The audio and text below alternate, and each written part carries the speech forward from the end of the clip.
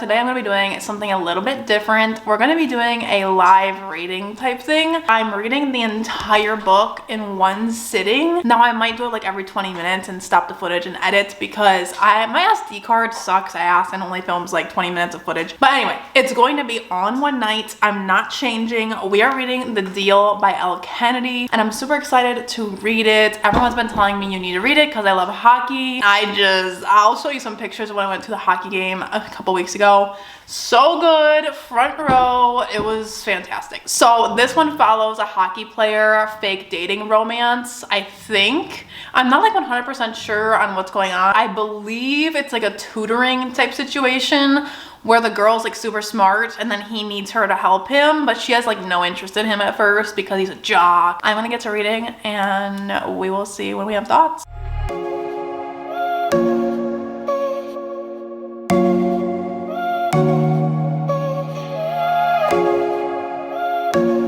Okay, we're getting dual perspectives already. I love dual perspectives. Also, we already know what's happening. So she aced the huge exam that everyone else failed. And now Garrett, he just found her little piece of paper because she tripped, of course. We had a tripping moment. And he caught it, like he's picking up her books for her basically. So cliche, but I'm here for it. He doesn't know her name, which kind of is annoying, but she's a baddie. Oh my God, he called her baby already. It's like page 8. Page 8!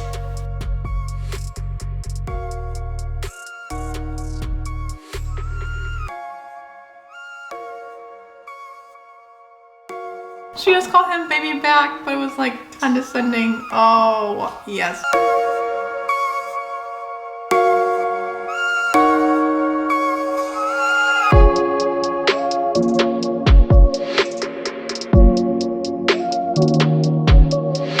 He says he doesn't have time for a girlfriend, but I'm thinking that that's gonna change. Also, Kendall, I already don't like her. I don't have time for you. Oh, she wants to be his girlfriend. Well, sorry girl, not for you. Okay, wait, this is for Christine. This is for Christine. There is a line in here that says cuckoo bananas. I'm sorry, I have to say something. Because Christine said, nobody ever says cuckoo bananas. Bitch. It's right here. It's right there. Can you see it? Carry on.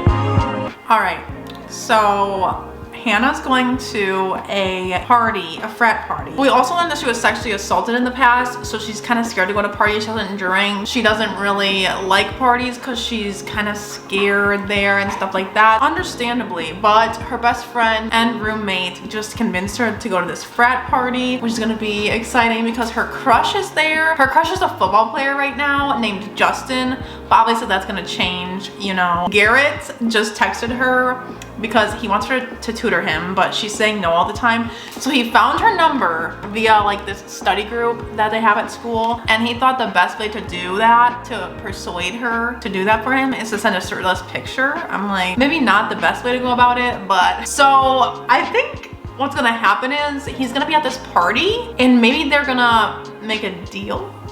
I didn't read the back of the book, but I think that the deal is gonna be that she wants to make Justin jealous because Justin's her crush and then this guy she like hates. So is that gonna be the deal? I'm pretty sure that's the deal. I'm pretty sure that is the deal. That's the thing that makes sense. It doesn't really say on the back actually. Obviously that's probably what's gonna happen. So she's gonna make that guy jealous using Garrett, but then while she's doing that, they're gonna fall in love. Got it. Got it. Yeah, I really like Hannah so far. She's very relatable because she's in like choir slash music, which I was in college and high school. I was in an a cappella group actually. Hallelujah.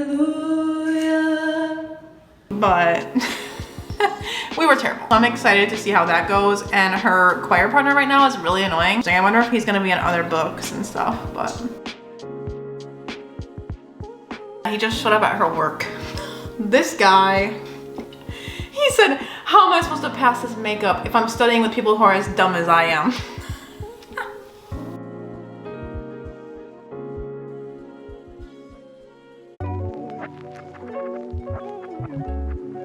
He said, which one do you want to bone?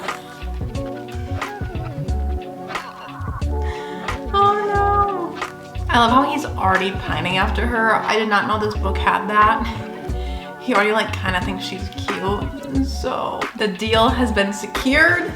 The deal has been secured. They're going to kind of fake date, like a little bit. The proposition is that he's going to take her to this party and introduce her as his date, and then it's going to make Justin jealous, but we know it's going to go on for longer. But right now, it looks like they're just doing it for a week or so because the makeup exam that he needs to take or something like that. So she's committed to 1 week, or maybe it's 2, but just a few weeks, so. Christmas recital. Okay, y'all, I have some updates because I'm at the 50% mark and I was just like, it was getting juicy, so I couldn't stop reading. First of all, they had their first kiss and it was hot. Oh my God, it literally just happened. And he like played it off as, oh, you have to prove to me that like you're a good kisser, because obviously you're just not if you don't want to. But then it got even juicier because his friend Dean comes in and is like, well, if it didn't mean anything to Garrett, then you should just kiss me too to get a second opinion. And she does it. Oh my God. The whole time she has a crush on Justin, but now she has feelings for Garrett because they just kissed and it was so freaking spicy, okay? You can feel their tension and chemistry on the page. And they're also becoming friends and it's so cute. They watched Breaking Bad together, like the first season. And it was so wholesome, and Garrett, you can tell that he's like really into her, but he doesn't know what to feel about it. And now he's pissed because Dean kissed her. They haven't gone to the party yet to make Justin jealous, but that's coming up next, I think. So I'm so excited to see what happens because it's obvious Garrett wants her now, like to himself. And then she is probably just like, I don't like Garrett, what do you mean? But we know she does deep down. I'm on chapter 17. We'll see how the party goes. He's being protective. Oh, Kendall's here. Fucking Kendall, get out of here.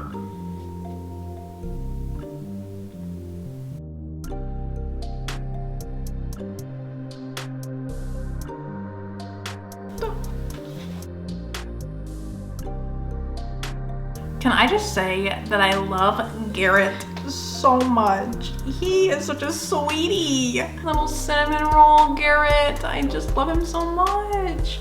He just offered to like, so she doesn't drink in public because of what happened there in the past.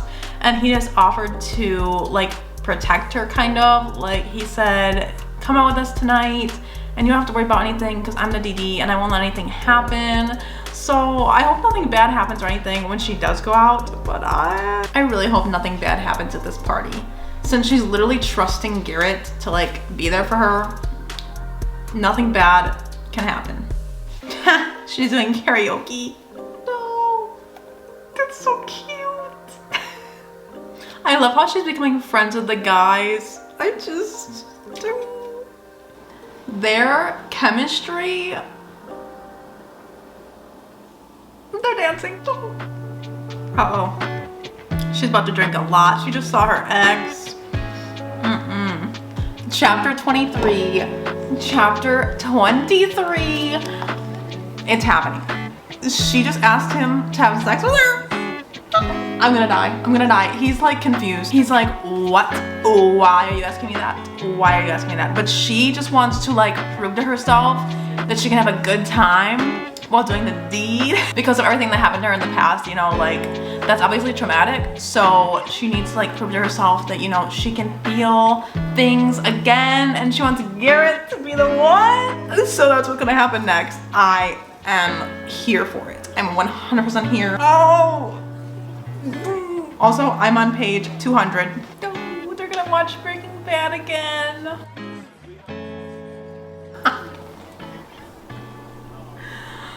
The man monster.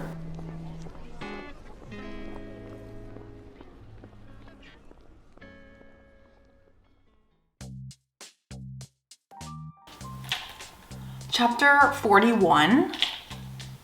Excuse me? I'm sorry, this third act, daddy issues, question mark? I'm confused. So she didn't have to go that hard. So Hannah just, okay, let me explain.